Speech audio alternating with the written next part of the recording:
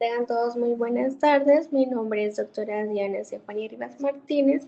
Soy residente de tercer año de oftalmología del Centro Oftalmológico del Hospital San Camil y en este día me ha tocado el honor de compartirles un poco sobre el tema de membrana epiretiniana. Y bueno, para poder identificar de qué área es la que estamos hablando, pues de manera general acá podemos ver el esquema de un ojo, pues el ojo, como vemos en la imagen de la derecha superior, es una parte como rosada y una celeste. Entonces podemos decir que la parte rosada es el segmento anterior, la parte como verde es el segmento posterior. En el segmento anterior, pues vamos a tener la córnea, vamos a tener el iris, el cristalino, vamos a ver la pupila y pues acá vamos a tener un líquido llamado humor acuoso. En el segmento posterior, pues este está constituido por el nervio óptico, por la retina y lo que vamos a encontrar acá de contenido va a ser el humor vítreo, que ya más adelante vamos a ver que eso también es importante en la etiopatogenia de esta patología. Y pues ya en cuanto a la retina, no, siempre la anterior. En cuanto a la retina, en el fondo de ojo, pues como podemos observar acá, tenemos el nervio, en la parte central sería la mácula, al centro de la mácula tenemos la fobia, y en el centro de la fobia, pues podemos encontrar la foviola. Si tomamos un estudio que se llama OCT o si tomamos como una porción transversal de la retina, pues lo que vamos a encontrar son las diferentes capas que tenemos de la retina.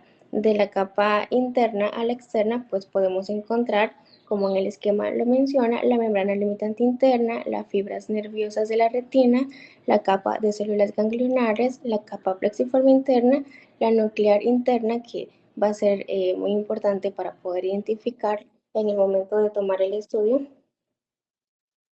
este, la capa plexiforme externa, la nuclear externa, membrana limitante externa y capas de fotorreceptores, así como el epitelio pigmentado, la membrana de Bruch y la corocapilares. Eso es como que más o menos podemos identificar el área que estamos estudiando, ¿verdad? Entonces ahora sigue entrando a lo que es la membrana epiretiniana, pues el libro lo describe que son proliferaciones de tejido fibroso avascular y que se va a ver como semitraslúcido.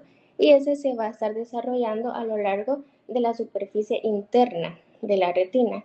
Y este pues puede tomar diferentes formas, puede ser de diferentes tamaños, podemos ver como la variación de los colores y de los grosores, también depende de la etapa en la que se encuentre.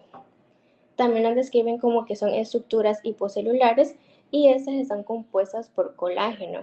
También podemos encontrar al estudiar esa patología que pueden tener diferentes denominaciones como también membrana epimacular, fibrosis premacular y membrana encelofana. En cuanto a la frecuencia de esta patología, pues la literatura menciona que se puede encontrar más o menos en el 2% de las personas que están arriba de los 50 años de edad, también el 20% de la población arriba de 75 años y pues también se mencionaba que se considera más o menos un rango de un 4 a un 8% de la población que en algún momento puede presentar ese tipo de patología. De hecho, se mencionaba que un 30% de los casos puede ocurrir en ambos ojos. Y también tener en cuenta, como vamos a ver más adelante, que estas membranas también pueden ser secundarias a otras patologías y eso tiene como una frecuencia de más o menos un 16.4% de la población que puede presentar estas membranas de manera por causa secundaria. En cuanto a la etiopatogenia, pues se mencionaba que no había así como una teoría única de cómo eso se va formando, pero sí lo que se ha como solidificado es que ocurre un desprendimiento vítreo, como mencionábamos, que este era un gel que se encontraba en el segmento posterior del globo ocular. Entonces hay un desprendimiento de ese vitrio y que da un lugar como a deficiencia de la continuidad de la membrana limitante interna y también van a haber migración de las células como de los fibroblastos, de los hialocitos, de las citoquinas y de diferentes factores de crecimiento que vamos a encontrar en ese tipo de gel. También se mencionaba que estas membranas estaban constituidas por diferentes tipos de células, como por ejemplo las del epitelio pigmentario de la retina, astrocitos, macrófagos y también podíamos encontrar fibrocitos. En cuanto a los factores de riesgos para las membranas idiopáticas, pues encontramos a la cabeza la edad, más que todo lo podemos encontrar en personas mayores de 50 años, también cuando se encuentran con desprendimientos vítreo posterior, también se mencionaba que es más frecuente en las mujeres, eh, también pueden ser secundarios a patologías como diabetes mellitus o hipercolesterolemia, así como también pueden aparecer por diferentes factores como el tabaquismo o cuando encontramos estrechamiento arteriolar retiniano. En cuanto a la clasificación de acuerdo a la etiopatogenia, pues como ya lo mencioné, como se mencionaba que puede ser idiopático, pues esto aparece sin una patología ocular, ¿verdad? Eso pues es la forma más frecuente y como ya lo habíamos mencionado, los factores de riesgo, pues más que todo es por el envejecimiento o bien por el desprendimiento del vítreo posterior. En cuanto a, luego, la siguiente clasificación es que pueden ser secundarias y esas pues ya se van asociando a otras patologías como por ejemplo la retinopatía diabética o cuando se encuentran oclusiones vasculares o ya sea también por algún tipo de traumatismo, cirugías previas o por patologías anteriores como uveitis o bien por un desprendimiento propio de la retina.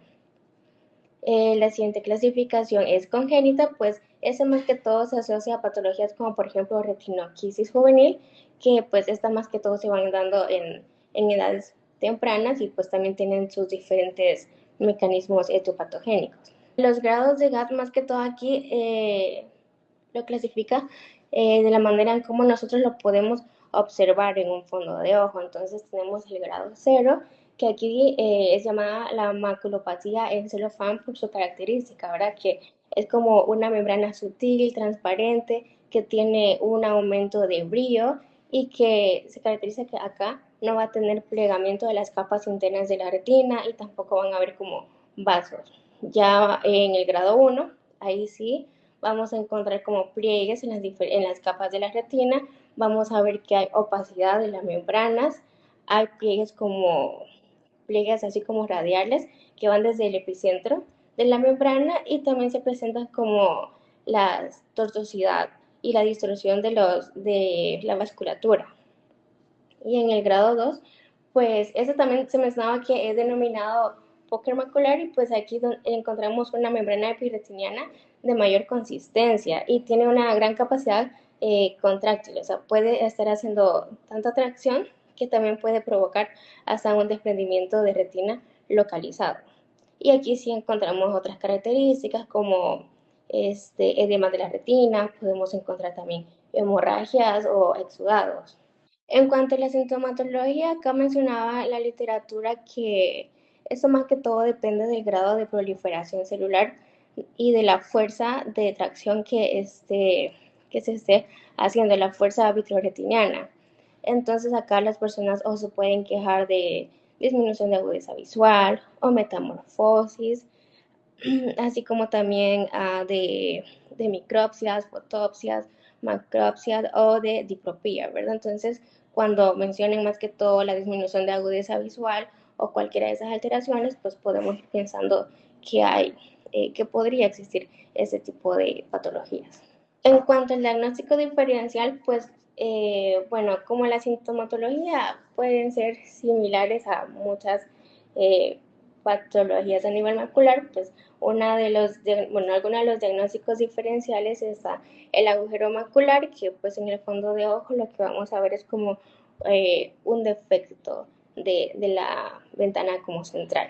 El edema macular quístico, que es más que todo lo vamos a ver personas con retinopatías diabéticas o personas con oclusión venosa retiniana.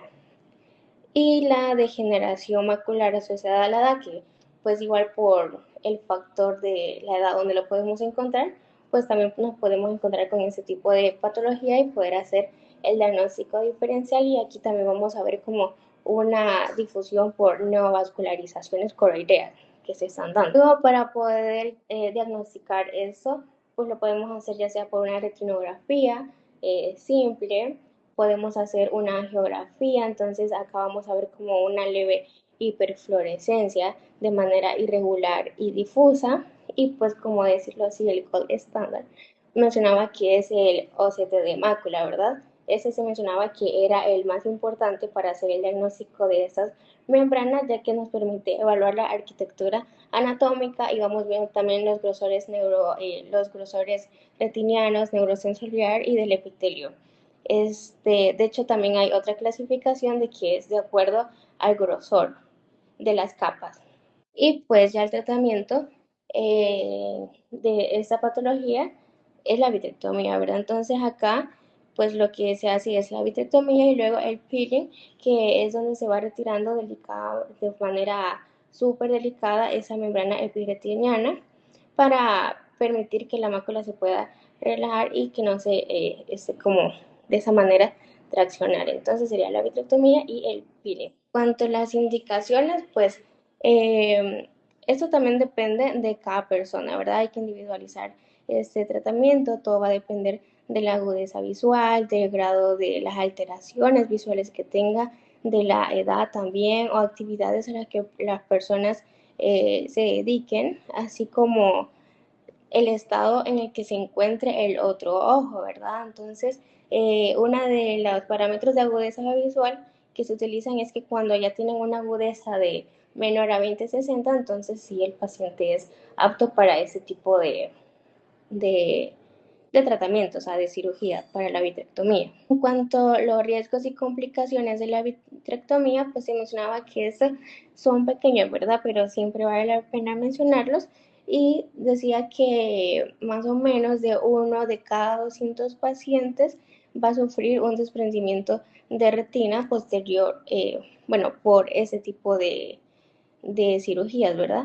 Y una de cada 2000 puede desarrollar una infección tras la intervención. También mencionaba que el recrecimiento de la membrana epiretiniana tras una extirpación inicial es una de las complicaciones muy poco frecuentes y que la recidiva también es infrecuente, pero si en algún momento se ha dado, entonces solo ha ocurrido como en el 5% de los casos y de hecho de eso se operaron nada más el 2%.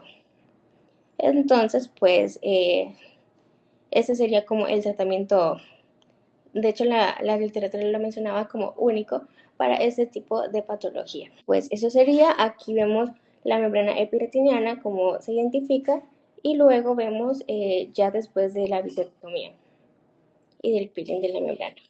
Eso es como de manera general para abordar este tipo de cuadros.